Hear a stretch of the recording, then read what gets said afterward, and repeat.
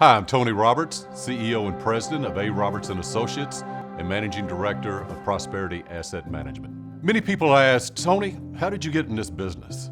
There were probably three things while growing up that have always resonated with me. My mom and dad were tenant farmers.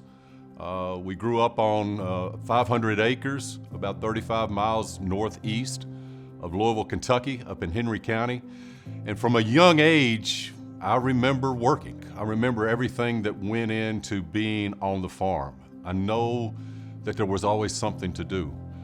But one other thing that really stuck out to me, and I was probably 7, 8 years old, was the fact that I didn't think my father really liked being a farmer. And it resonated with me from a standpoint of saying, wow, how sad would it be to go through life doing something that you didn't want to do? So when looking at that and thinking about that and now reflecting back on that, I've just been very thankful to basically say I've been able to be in a profession that I truly enjoy everything that goes along with it. I always heard the adage that if you enjoy doing what you do, you'll never work a day in your life. So I've been blessed to be able to say that, but it was an issue that I saw with my dad that was troubling to me. The second thing that I reflect on as I go forward is my senior year in high school. There was a core group of us, about 7 individuals, that through our first 3 years in high school had all the math classes we could have. My football coach, who happened to also be our math teacher, basically developed a college prep calculus course for us 7. I'll never forget. It was September, my senior year in high school. Football practice was going on. It was harvest time on the farm. And I showed up one day for class without my calculus homework. My football coach politely grabbed me by the ear and drugged me out of class, because they could do that back in the 70s. And he drugged me out of class and he looked at me and he said, Tony, you got 2 options. He said, option number 1, go to the principal's office, find out where study hall is this period, and that's where you're gonna be going for the rest of the year. Or option number 2, get your rear end, and he may have used a little saltier language, back in class, and don't you ever show up without your homework again. And people might say, well, Tony, what does that have to do with how you ended up being in your profession?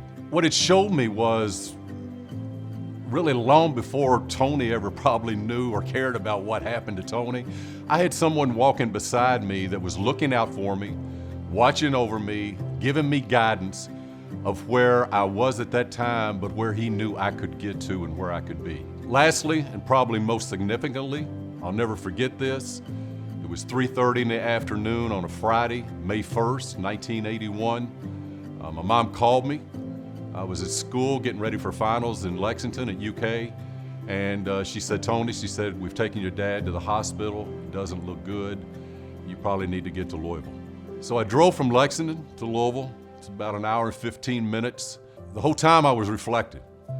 I was reflecting on my relationship with my dad, how it could have been better, what maybe I should have said or done, and things that maybe I didn't take the time to do because, you know, we are all given this little thing called life that we think is just gonna go on forever. And now I was sort of facing the situation of going to see my dad in a hospital and not know if he was gonna live or not. So I got to Louisville Friday afternoon late, early evening, went in, saw my dad, and it was the last time I saw him alive. It was Friday evening, and Sunday morning he passed away. And he was 40 years old, and I was 21.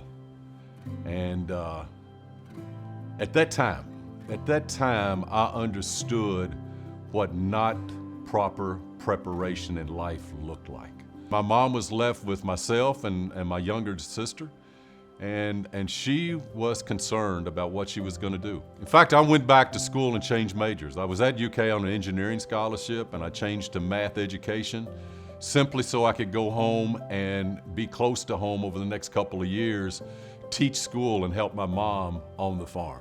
And so when I reflect back, you know, how blessed am I to be in an industry to where I literally have people walk into the door each and every day, and I can see that fear. I can see that fear on their face of saying, even if they've got, you know, millions and millions in the wealth department, they still sit there and say, man, do I have enough? Do I have enough to make it last if I decide to retire? But it also enables us to give the ability to our clients that walk in that door to let them understand that we're going to allow them to continue to live the lifestyle they become used to living, doing the things they want to do in retirement with those loved ones around them that they want to have, having the ability to leave an impact down the road for their family, in some cases generational wealth.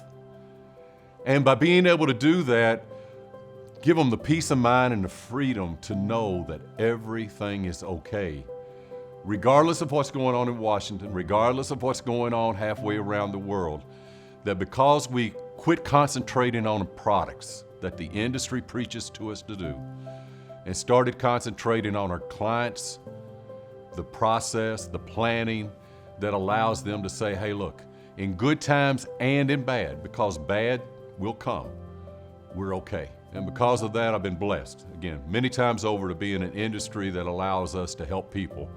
And for that, I'll never quit. I don't think I'll ever quit helping people because it allows us to get up each and every day and go do what we do best.